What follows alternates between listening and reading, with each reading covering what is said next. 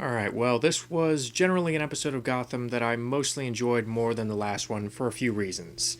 It's not really something that I would go out of my way to watch again. It did have its share of issues, but again, I thought it was ultimately more well put together than the previous one for a few reasons. But first of all, it's a continuation of the previous episode in that the serial killer, the Ogre, is still at large, and Gordon is trying to catch the serial killer while at the same time keeping his loved ones safe. Now, the only loved one that he can think of at this point is Leslie Tompkins, who he promptly puts in the safest place he can think of, the GCPD.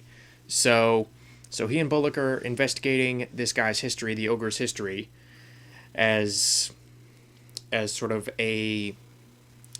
some crazy guy's son who with an identity crisis in that he thinks that the woman that he was living with, the rich heiress that he was living with, was actually his mother. And when she refused him, then he killed her. And basically it's gone on this endless cycle. He got facial reconstruction, and he's basically been going on a killing spree, seducing women and promptly killing them. So right away, I thought some of the strongest stuff in this episode was, again, the stuff with Milo Ventimiglia as the serial killer, the Ogre. Because, again, he's playing it completely straight. He's not playing it as a cartoon character. Now, some characters on this show work in the sort of over-the-top, very stylized context. Like the Penguin, for example. The Penguin works wonderfully in that. That's one of the reasons why he's one of the most interesting characters on the show. But Milo Ventimiglia has a nice change of pace in that, again, he actually seems like a real serial killer.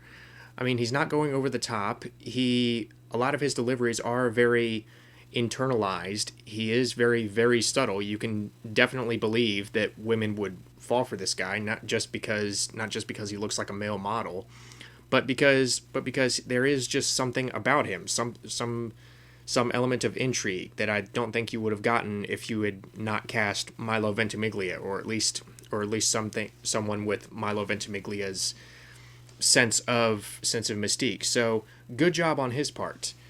In addition, some of the other strong stuff in this episode was the stuff with Gordon and Bullock and them discovering the guy's past. Not only does this serve to deepen the character of the Ogre in this episode, but it again offers Gordon some much needed conflict in the sense that his desire to do good, his need to do good, could actually cost him very dearly.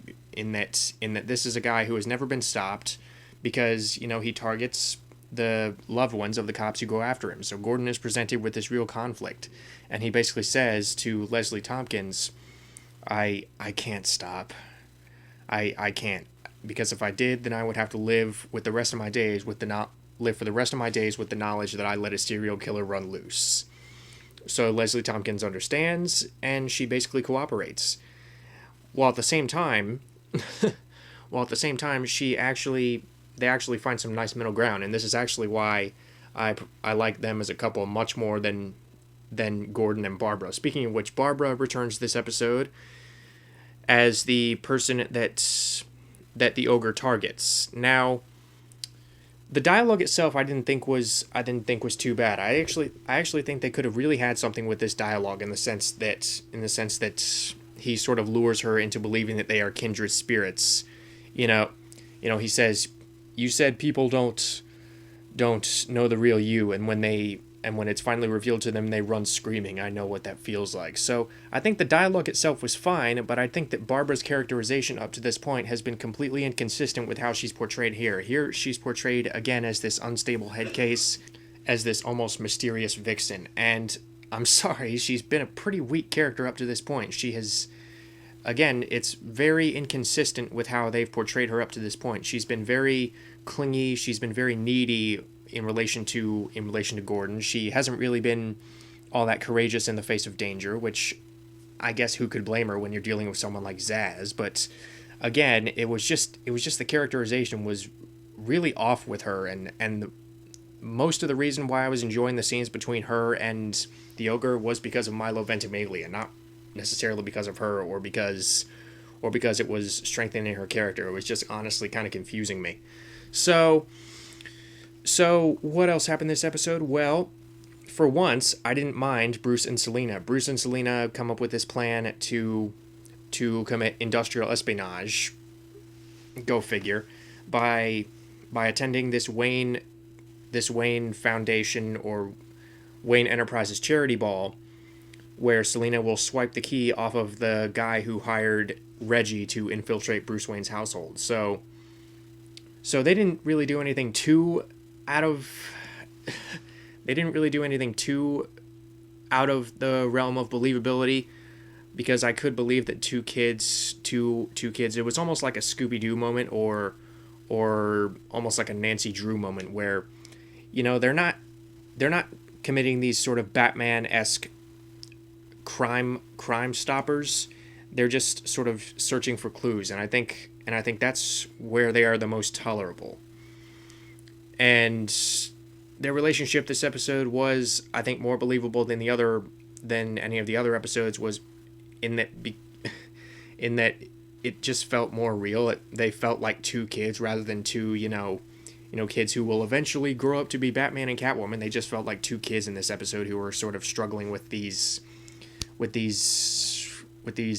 feelings that they may or may not have for each other. Like Alfred says, "Oh, you're taking Selena Kyle. Well, she is a good-looking young lady, and you are a handsome young billionaire." And Bruce Wayne says it's not like that. So again, the relationship felt real, or at least more real than it has. However, the issue of Selena killing people, I think that was really out of nowhere. I find it hard to believe, even someone who has been living on the street, I find it hard to believe that she's this accustomed to killing people. So I wish we had gotten a little bit more setup for what she did in the previous episode and what they follow up on in this episode, because all we really get in terms of further developing that action is that, she would do it again in a heartbeat. So yeah, that sort of left me disappointed. But some more interesting stuff happened in this episode in that the Penguin started formulating a plan to kill Sal Maroni. But again, Sal Maroni beat him to the punch in the sense that he visited the club and got all cozy with Penguin's mom before eventually driving a wedge between Penguin and his mom, Carol Kane. So that was a really devious move on Maroni's part, and well played by David Zayas. And again, they're giving Penguin something to do. They're actually doing something with Penguin's character that not only do they give him an objective in that he's trying to kill Maroni, but again, they're setting up this really cool sort of nemesis relationship between him and Maroni, which I'm really getting interested in. Because at the end of this episode, you see Penguin at probably his angriest, because Maroni has hit him where it hurts. He's hit him, at home. The relationship between him and his mother might not ever be the same, and just seeing him deal with that rage and complete inability to do anything about it as it was happening, I thought was really interesting. So, yeah, and of course, the portion of the episode that I cared about the least was the stuff with Edward Nygma.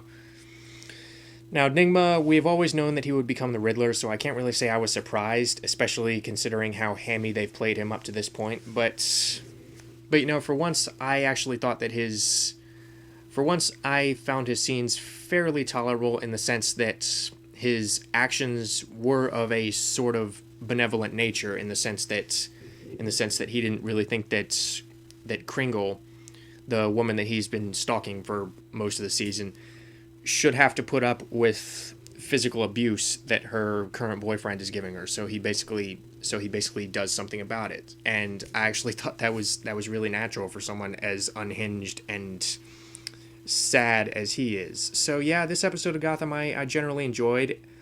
A large part of that enjoyment came from the fact that there was no Fish Mooney. Yay.